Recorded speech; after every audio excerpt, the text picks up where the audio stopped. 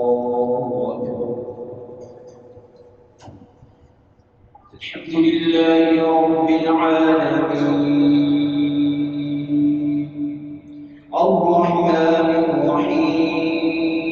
الرحيم مالك يوم الدين إياك نعبد وإياك نستعين اهدنا الصراط المستقيم صراط الذين أنعمت عليهم غير المغضوب عليهم ولا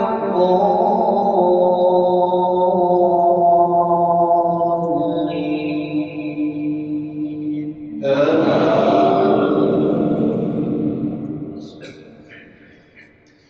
قل هو الله أحد الله الصمد لم يلد ولم يولد ولم يكن له كفوا أحد الله سمع الله لمن حمده اللهم اهدنا فيمن هديت وعافنا فيمن عافيت وتولنا فيمن توليت وبارك لنا فيما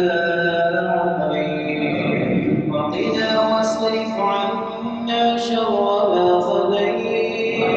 فإنك تقضي ولا يقضى عليك إنه لا يذل من واليت ولا يعز من عاديت إنه لا يذل من واليت ولا يعز من عاديت تباركت ربنا وتعاليت نستغفرك اللهم من جميع الذنوب والخطايا ونتوب إليك اللهم اقسم لنا من خشيتك ما تحول به بيننا وبين معصيتك ومن طاعتك ما تبلغنا به جنتك ومن اليقين ما تهون به علينا مصائب الدنيا ومتعنا اللهم بأسماعنا وأبصارنا وقواتنا أبدا ما أبقيتنا أبدا ما أحييتنا واجعله الوارث منا واجعل ثأرنا على من ظلمنا وانصرنا على من عادانا ولا تجعل الدنيا مصيبتنا في ديننا ولا تجعل الدنيا أكبر همنا ولا مبلغ علمنا ولا إلى النار مصيرنا واجعل الجنة هي دارنا واجعل الجنة هي دارنا ولا تسلط علينا بذنوبنا من لا يخافك فينا ولا يرحمنا لا إله إلا الله العظيم الحليم سبحان الله رب العرش العظيم والحمد لله رب العالمين اللهم إنا نسألك موجبات رحمتك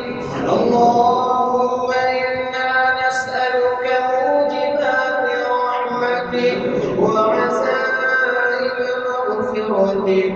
والغنيمة من كل بر والسلامة من كل إثم لا تدع لنا في مقامنا هذا ذنبا إلا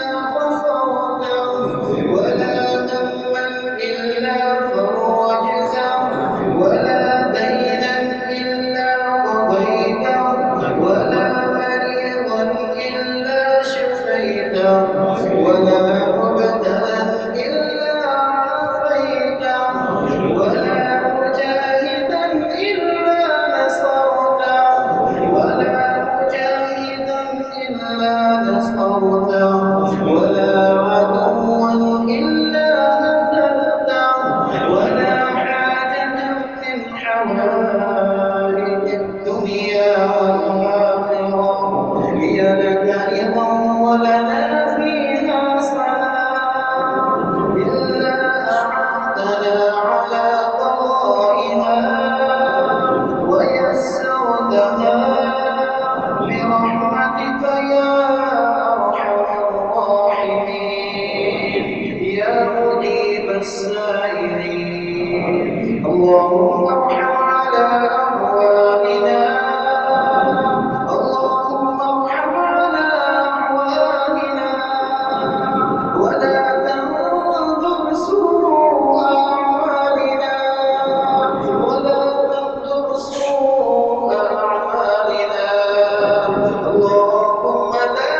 تقتلنا بغضبك اللهم لا تقتلنا بغضبك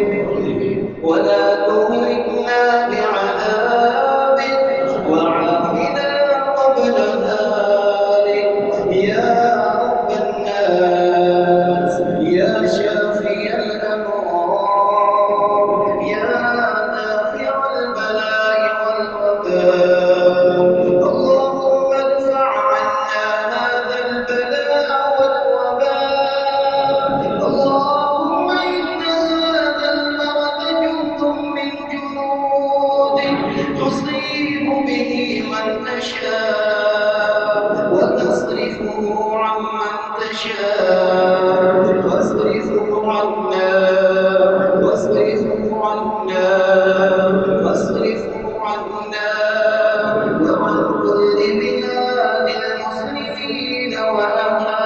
وأهاليهم يا رب الناس يا شافي الأمراض يا دافع البلاء والوباء اللهم اشف مرضانا ومرضى المسلمين اللهم اشف مرضانا ومرضى المسلمين اذهب البأس رب الناس اذهب البأس رب الناس واشف أنت الشافي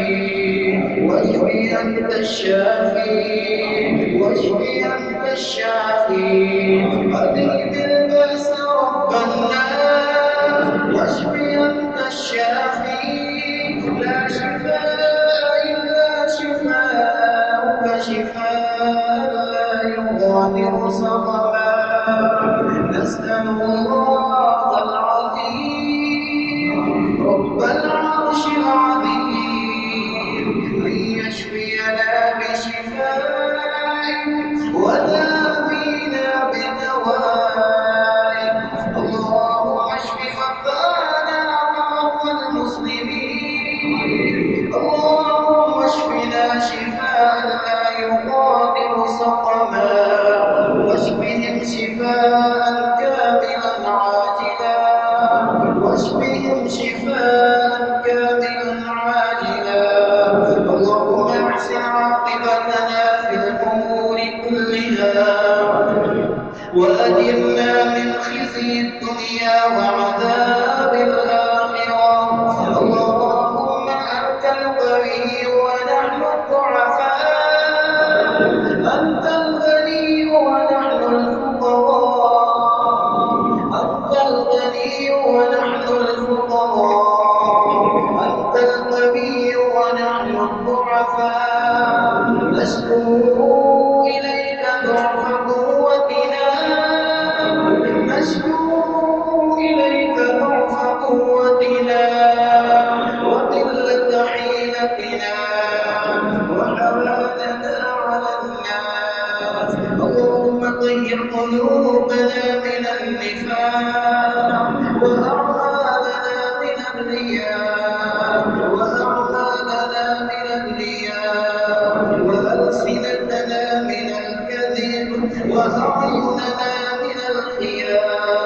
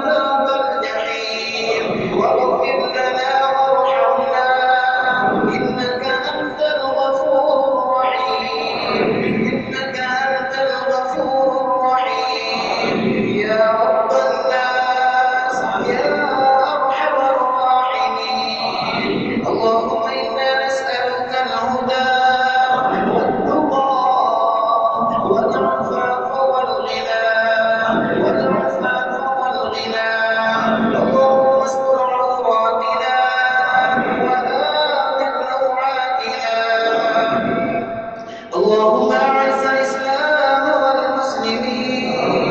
اللهم أعز الجهاد والمجاهدين، اللهم انصر المجاهدين في كشمير وفي العراق وفي أفغانستان وفي كل مكان. اللهم انصر المسلمين المستضعفين في فلسطين، اللهم انصر المسلمين المستضعفين في فلسطين وفي كشمير